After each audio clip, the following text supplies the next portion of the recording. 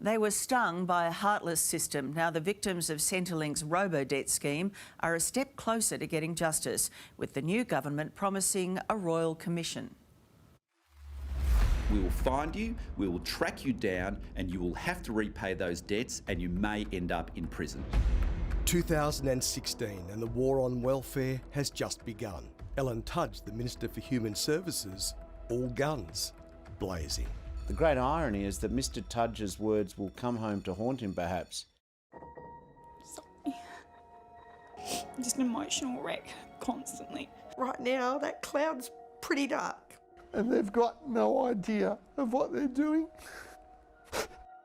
6 years on, it's the robodebt revolt, and there's nowhere for the former federal government to hide, especially in a royal commission the Government Services Minister Bill Shorten says could start this year.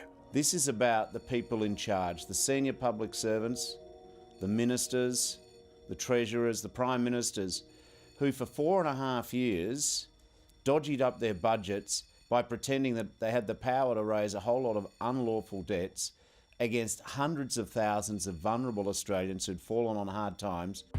People like Wayne and Vicky and Kath and Raymond and Anna and Belinda, all caught up in the dodgy dragnet to claw back welfare debts. Centrelink has got blood on its hands. Wayne Bentley and his partner Robin claim Centrelink treated them like criminals. Robin is now so frightened of Centrelink she won't go on camera and asked us not to show her image. In Robin's case, she contacted them and she told them she was moving into a de facto relationship. Which is you. Which is me. And therefore her family tax benefit payments that she was getting should have to change.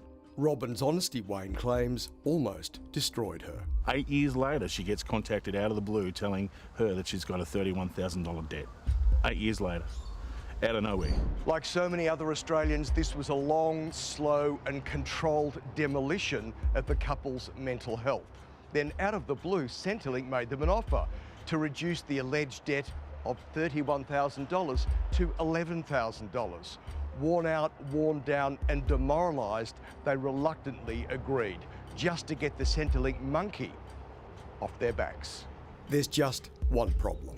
We can't afford to pay this $11,000. So who had their sticky ministerial mitts in the welfare recipients' wallets? It began with Christian Porter, then Ellen Tudge, Stuart Robert and former PM Scott Morrison, Treasurer at the time.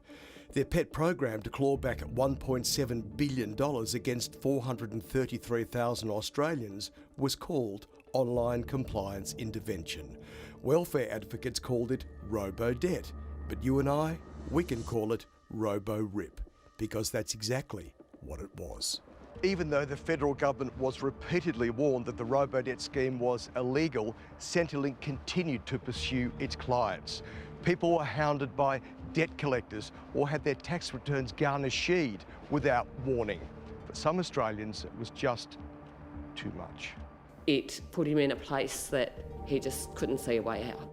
Kath Madgwick claims her son Jared took his life after Centrelink sent him a demand for $2,000. It's the worst thing I've ever experienced in my life. After our story on Kath and Jared, Scott Morrison apologised. I would apologise to any hurt or harm in the way that the government has dealt with that issue.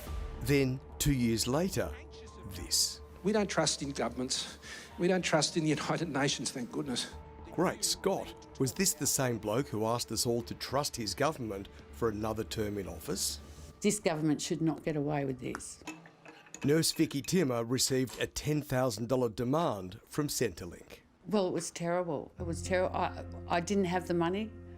I wasn't able to pay it. Vicky battled the bureaucrats to prove she didn't owe 1 cent. Then... Now, you've had a bit of a win against Centrelink. This is a Centrelink letter. Although I've found the debt to be correct, I've decided to change the decision. You do not have to pay due to your special circumstances. What are your special circumstances? I don't have any money. Oh, they're your special circumstances. Anyway.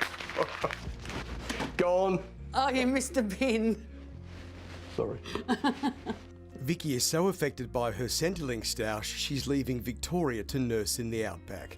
Just her, the caravan and Jack the lab. And not a Centrelink office insight. Andrew, was robodebt ever a noble scheme? No, this was a cash grab by the Commonwealth Government. Senior partner Andrew Greck from Gordon Legal. His law firm launched the robodebt class action against the Commonwealth in the federal court. In a stunning judgment, more than $1.8 billion in financial benefits will go to 430,000 people. What was supposed to happen is they were supposed to use the Australian Taxation Office records to match against people's income declarations. What they did instead was just apply a computer algorithm to it, so that instead of it being people's actual earnings that they were using, they were averaging that using this computer algorithm, which is completely unlawful. When the feds were outed on this, what was their response? Initially it was to deny, nothing to see here. Block it? Yeah, blocking. You had ministers getting on TVs calling people cheats and frauds, telling people they were going to chase them and put them in prison for their alleged crimes. Aren't we supposed to trust our governments? We have to trust our government, and we're entitled to. I think there are serious questions to be answered about the performance of Centrelink in this, and that's another reason why a Royal Commission will be very helpful to people to get closure. Who were the architects of this scheme? There are a succession of government ministers who were responsible for this scheme, starting really with Scott Morrison, and then Mr Porter, and then Mr Tudge, and then Mr Roberts. So there are a number of very senior government, former government ministers that need to answer questions about their role and their knowledge of the scheme. We hope that the Royal Commission will be established this year and resolved before the second half of next year. Yes, a Royal Commission, bring it on. Until then, Wayne and his partner will attempt to get their lives back on track.